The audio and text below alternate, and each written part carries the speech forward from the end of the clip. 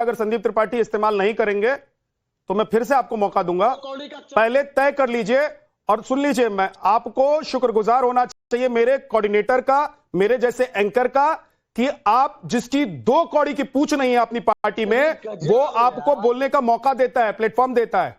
ध्यान से सुनिएगा मेरी बात।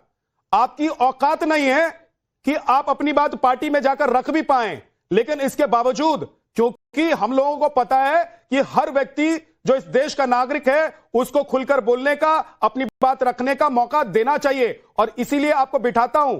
नहीं तो सुनिए संदीप त्रिपाठी, फिर बोल रहा हूं, फिर मुंह चला रहे हैं आप, फिर मुंह चला रहे हैं ना। शुक्रगुजार होइए कि आपको मौका मिला है, आपको मौका मिला है, क्योंकि यह मौका आपको विद्यानाथ झा या मेरा गेस्ट कोऑर्डिनेटर ही दे सकता है। आपकी पार्टी के लोग आपको नहीं दे सकते हैं। आप ऐसी चिल्लाते रह जाएंगे, गालीबाज कह के निकल जाएंगे लोग आपको। आप कभी पार्टी के अध्यक्ष नहीं बन सकते हैं, कभी आप कांग्रेस की तरफ से पीएम नॉमिनेट नहीं हो सकते हैं। तो आप अपनी भाषा, अपनी मर्यादा में रहेंगे तो ऑडियो खुलवा दूंगा संदीप जी, और नहीं रहेंगे तो ऐसे ही आप म्यूट होकर बोलते रहिए, देश आपको देखता रहेगा। वापस आऊंगा आपके पास, फिर से कोशिश करूंगा कि आप बोल सके। देखिए, ये देख लीजिए, तो मैं तो कह रहा हूं थोड़ी देर मुझे लग रहा है सब चुप हो जाए, बस इनकी एक्टिंग देखते रहिए। संदीप त्रिपाठी, ये देखिए, संदीप त्रिपाठी ने तय कर लिया कि वो तमीज में बात नहीं करेंगे, तो वो छोड़कर चले गए। अच्छी बात है, अगर तमीज नहीं है आपको तो आपको टीवी पर बैठना भी नहीं चाहिए। धर्मेंद्र यादव जी, पार्टी के भीतर से लोग ये मान चुके हैं कांग्रेस में, और आप लोग गाहे बगाहे कहते रहे कि भाई राहुल से ना हो पाएगा, ये बात कांग्रेस को हजम नहीं होती। यही सवाल अगर कांग्रेस के नेता को पूछ दो तो तुम तड़ाक अल बल शल कुछ भी बोल के चले जाते। विद्या जी, ये सवाल तो कांग्रेस का है और कांग्रेस पार्टी के प्रवक्ता होते तो इसका जवाब देते। मैं कांग्रेस पार्टी का प्रवक्ता नहीं हूँ। फिर भी सहयोगी दल है, इसीलिए मैं आपसे पूछ रहा हूं कि आपको भी लग रहा है कि प्रियंका गांधी अब जरूरी है कांग्रेस के लिए? मैं आपको जानकारी होगी कि कांग्रेस पार्टी के जो राष्ट्रीय अध्यक्ष हैं खड़गे साहब हैं, राहुल गांधी नहीं है। तो खड़गे साहब के नेतृत्व में कांग्रेस पार्टी चल रही है। इतना बेसिक जानकारी मुझे लगता है भारतीय जनता पार्टी को भी होगी और आपको भी है। आप सच में ऐसा मान रहे हैं? आप सच में प्रोफेसर साहब ऐसा मान रहे हैं? बिल्कुल बिल्कुल सच है भाई, ये सच है, इसको मानना ना। तो मुझे एक चीज बताइए, अभी हाल ही में जो पूरा साउथ का हम देख रहे थे कि डीके शिव कुमार को लेकर जो पूरा राजनीतिक घटनाक्रम चल रहा था, खड़गे जी वहां गए, वहीं पर सब कुछ तय हो जाना था। दिल्ली दरबार में आने की क्या जरूरत थी?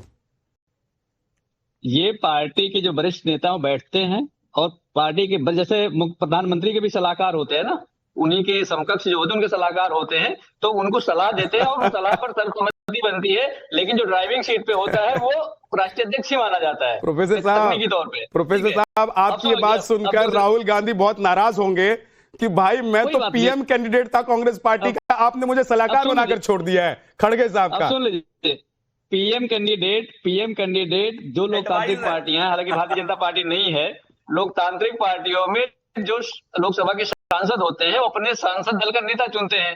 वो जो नेता होता है वो प्रधानमंत्री बनता है। कोई राजनीतिक पार्टी या कोई राजनीतिक पार्टी के कार्यकर्ता उसे नहीं चुनते हैं, राष्ट्रीय अध्यक्ष राजनीतिक पार्टी के कार्यकर्ता चुनते हैं। अब सवाल जो आप पूछना चाह रहे हैं मैं उस पर आना चाह रहा हूँ। भारत दुनिया का सबसे बड़ा लोकतंत्र है और भारत विश्वगुरु बनने के रास्ते में खड़ा हुआ है।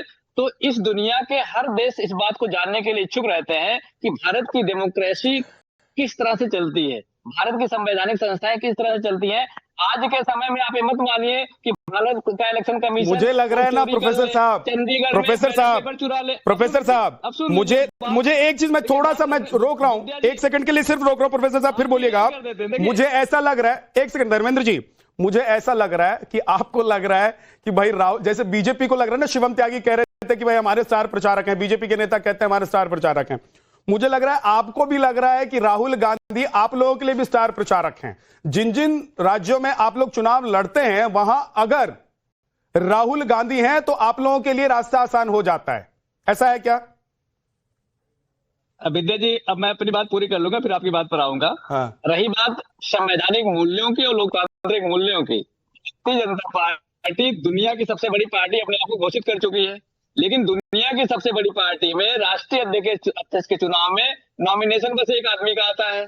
तो इसका मतलब या तो दुनिया की सबसे बड़ी पार्टी नहीं है, ये गलत है, या तो तानाशाही है कि एक आदमी के अलावा कोई नॉमिनेशन फाइल किया तो उस आदमी को कहां होगा कहां जाएगा वो जाने। तो ये है भारतीय जनता पार्टी की लोकतांत्रिक प्रक्रिया, लोकतांत्रिक मूल्य, इसलिए भारतीय जनता पार्टी से काम नहीं हो पाएगा। मैं आपसे ये कह रहा था कि अगर भारत का इलेक्शन कमीशन ऑफ इंडिया का पदाधिकारी चंडीगढ़ में बैलेट पेपर में फैब्रिकेशन करने शुरू कर दे और दुनिया के कैमरे के सामने पूरी दुनिया इस बात को देखे, तो भारत की जो इज्जत है, भारत की इज्जत कम हो जाती है, भारत के सम्मान को ठेस पहुंचती है। अमीन सर, मैं आ रहा हूं आपके पास ही आ रहा हूं, इसके बाद रुक जाइएगा। हाँ। अगर इसी लोकतंत्र में, विद्या जी, अगर इसी लोकतंत्र में इलेक्शन कमीशन ऑफ इंडिया के सामने एक पुलिस अधिकारी पिस्तौल तान दे किसी महिला के सीने पर कि तुम्हें वोट नहीं डालने देंगे, तो आपके कैमरे को पूरी दुनिया के लोग देखते हैं। ठीक है, लेकिन मैं ये पूछता हूं, तो हम दुनिया की नजरों से नहीं बच सकते हैं। धर्मेंद्र जी, भारतीय जनता पार्टी के लोग तकनीकी तौर पर इतने विकलांग हैं, तो मैं क्या मान सकता हूं? अच्छा, सही बात।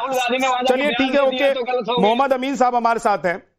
मोहम्मद अमीन साहब, आपको सच में लग रहा है कि राहुल गांधी जो दुनिया के अलग अलग देशों में जाके भारत को बदनाम करते हैं कि हमारे यहां ईडी, सीबीआई, चुनाव आयोग, सारे संस्थान जो हैं वो हैक हो चुके हैं, कुछ काम नहीं कर रहा है, क्या राहुल गांधी ये सिर्फ रोना रो रहे हैं क्योंकि वो जीत नहीं पाते हैं, क्योंकि वो इलेक्शन दर इलेक्शन हार रहे हैं, तो उनका ये रोना देश में कोई सुनता नहीं है, तो विदेश में जाकर वो रो रहे हैं? या सच में सरकार जिसकी होती है, ये सारे संस्थान उसके हाथ में, उसकी जेब में होते हैं?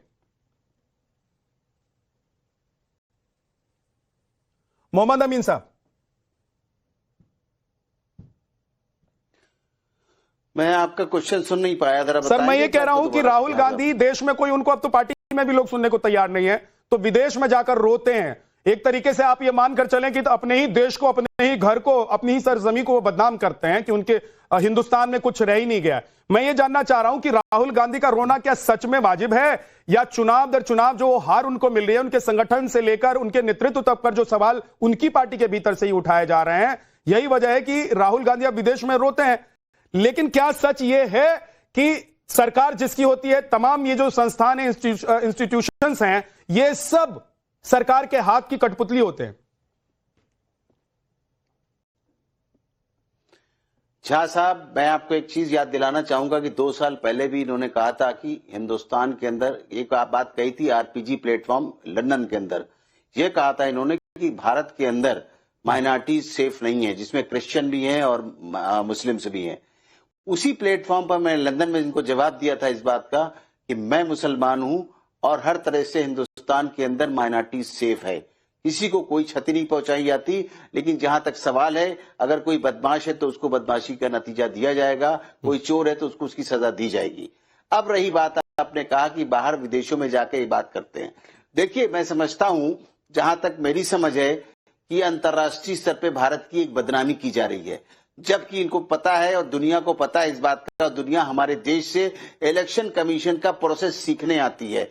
जब मैं वहां चीफ ऑफ प्रोटोकॉल था और डायरेक्टर था, तो आप ये समझिए कि हमारे पास विदेश से लोग आते थे, और आज भी हमारा IIDM जो कि द्वारका के अंदर मौजूद है, उधर चीफ इलेक्शन कमिश्नर तो आते ही हैं और अधिकारी आते हैं, लेकिन चीफ इलेक्शन कमिश्नर तक कंट्रीज के आते हैं, जो हमारे यहाँ देखने आते हैं कि कैसे हमारी चुनावी प्रक्रिया है, कैसे हम वोटर लिस्ट बनाते हैं, कैसे हम इलेक्शन कराते हैं और कैसे क्या प्रक्रिया होती है। कई बार तो मैं उनको लेके गया इलेक्शन, जहां मानिए ग्वालियर में हो रहे थे ग्वालियर ले गया, आगरा हो रहे थे तो आगरा में ले गया।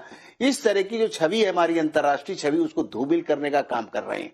और जहां तक सवाल है इलेक्शन कमीशन का, इलेक्शन कमीशन एक संवैधानिक प्रक्रिया है। मुझे इस बात को ये बताएं, इनका एक एजेंडा बन गया है इस बात का कि ये वोट चोरी का, मुझे ये नहीं साबित कर सकते। मैं तो उनके साथ सामने बात करने को तैयार हूं कि मुझे बताएं कि वोट किस तरह चोरी करता है इलेक्शन कमीशन। इसी का नतीजा है, इनको मुंह की खानी पड़ी थी, याद होगा महाराष्ट्र में कहे थे पैसे कि वहां पर लाखों वोट इन्होंने जो है तो वहां पर बीजेपी के लगा दिए और काट दिए हमारे अपोजिशन के, इसलिए हम हार गए। बिहार में क्या हुआ, 65 लाख वोट काटे गए, 22 लाख जोड़े गए। क्या 65 आदमी भी निकल पे आए? मैं कहता हूं 5 आदमी भी निकल के नहीं आए।